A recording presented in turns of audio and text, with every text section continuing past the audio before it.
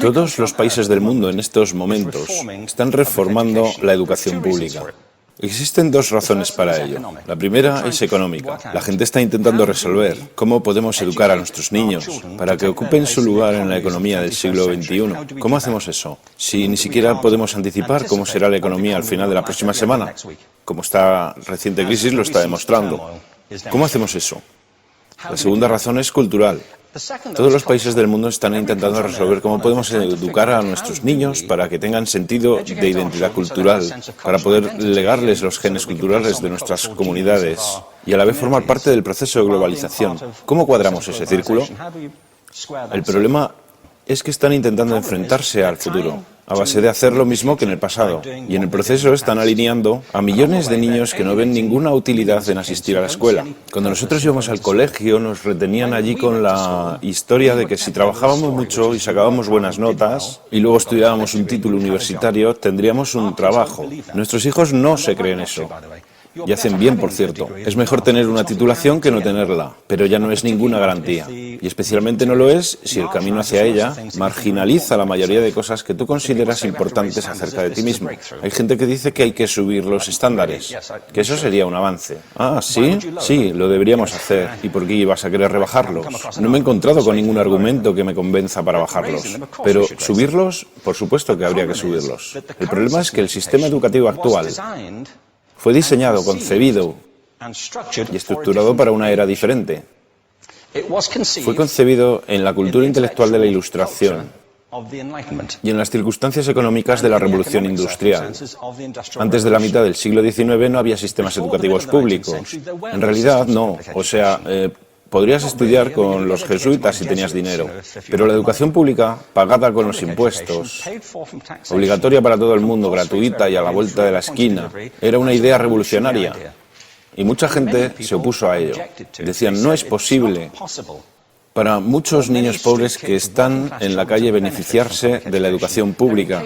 Son incapaces de leer y escribir. ¿Por qué perder tiempo con esto? Y también se asienta sobre una serie de suposiciones sobre la estructura social y la capacidad de las personas. Fue dirigido por el imperativo económico de aquel momento, pero a lo largo de todo ello se infiltró el modelo intelectual de la mente, el cual era esencialmente la idea que la Ilustración tenía sobre la inteligencia. La auténtica inteligencia consistía en cierta capacidad para el razonamiento deductivo y un conocimiento amplio de la cultura clásica. Se podría resumir en capacidad académica. Y esta idea está fuertemente enraizada en la reserva genética de la educación pública. El creer que hay dos tipos de personas, académicas y no académicas, y la consecuencia de eso es que mucha gente brillante se creen que no lo son porque han sido evaluados siguiendo este concepto de mente. Así que tenemos dos pilares gemelos, el económico y el intelectual. Y desde mi punto de vista, este modelo ha causado caos en la vida de mucha gente. Ha habido gente que se ha beneficiado maravillosamente de él, pero la mayoría de la gente no. En lugar de beneficiarse, sufren de esto. Una epidemia moderna, mal ubicada y también ficticia. Esta es la plaga del síndrome de déficit de atención e hiperactividad, TDAH. Este es un mapa de la incidencia del TDAH en Estados Unidos, el mapa de prescripciones médicas para el TDAH. No me malinterpreten, no quiero decir que el síndrome de déficit de atención no exista.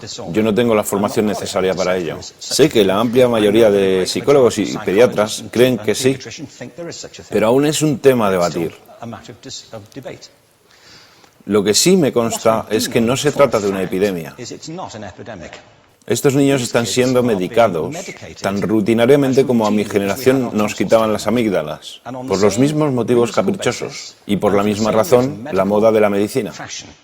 Nuestros hijos están viviendo en el periodo más intensamente estimulante de la historia de la Tierra. Están siendo acosados con información y les están reclamando su atención desde todos los medios. Los ordenadores, los iPhone, las vallas publicitarias y cientos de canales de televisión. Y nosotros les penalizamos por distraerse. ¿Distraerse de qué? cosas que son un aburrimiento, en la escuela sobre todo. Me parece a mí que no es totalmente una incidencia el hecho de que la incidencia del TDAH haya crecido paralela al incremento de los test estandarizados. A estos niños se les está dando cosas como Ritalin, Adderall, a menudo medicación bastante peligrosa, solo para hacer que se concentren y se calmen. Pero según esto, el déficit de atención aumenta al ir al este de este país. La gente empieza a perder el interés en Oklahoma.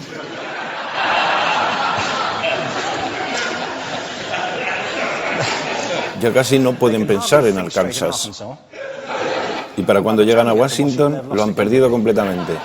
Y hay distintas razones para ello. Es una epidemia ficticia. Si lo piensas, las artes, y no quiero decir que sea exclusivo de las artes, creo que también es cierto para las ciencias y para las matemáticas, pero permítanme hablar en particular de las artes, porque ellas son las víctimas de esta mentalidad en especial. Las artes tratan especialmente la idea de experiencia estética. Una experiencia estética es una en la que tus sentidos están funcionando a su máxima capacidad. Cuando te hallas presente en el momento actual, cuando vibras con la emoción de lo que estás experimentando, cuando estás plenamente vivo. Y la anestética es cuando cierras tus sentidos y te atontas ante lo que está sucediendo. Y muchos de estos medicamentos hacen eso. Estamos haciendo pasar a nuestros hijos por el sistema educativo a base de anestesiarlos. Y yo creo que deberíamos estar haciendo exactamente lo contrario.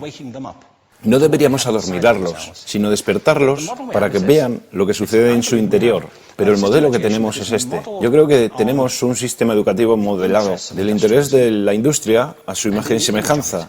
Les daré un par de ejemplos. Las escuelas aún están organizadas como si fueran fábricas.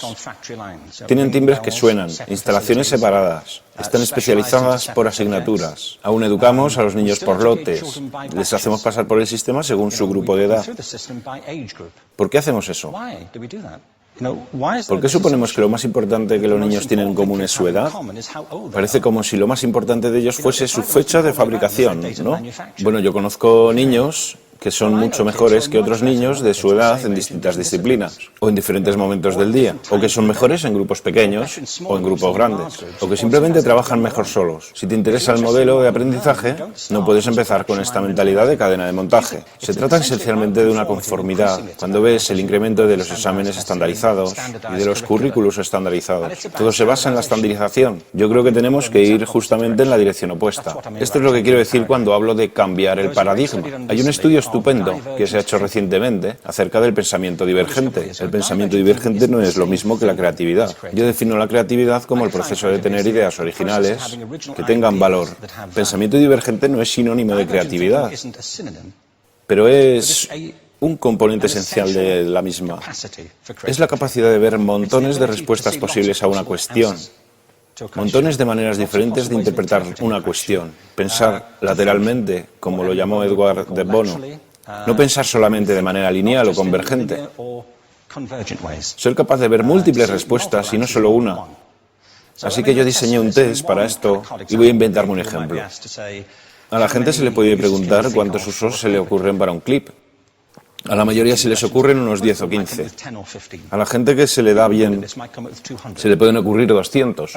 Y lo hacen porque preguntan, ¿el clip podría estar hecho de goma y medir 60 metros? ¿Tiene que ser un clip tal como lo conocemos? Bueno, pues diseñé el test y lo probé con 1.500 personas.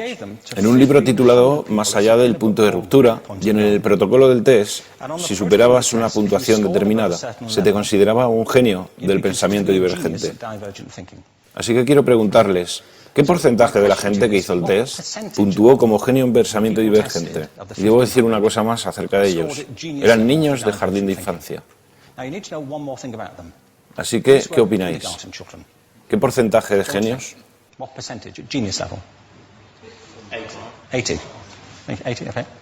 98%. Bueno, la cuestión es que era un estudio longitudinal, así que los mismos niños volvieron a hacer el test 5 años después, en edades entre 8 y 10 años. ¿Qué pensáis? ¿50%? Volvieron a hacerles el test otra vez, 5 años más tarde, cuando tenían entre 13 y 15 años de edad. Y se observa una tendencia, ¿no? Bueno, esto nos indica algo interesante, porque se supone que tendría que ser al revés, ¿no? Empiezas no siendo muy bueno, pero mejoras a medida que te haces mayor. Pero esto demuestra dos cosas.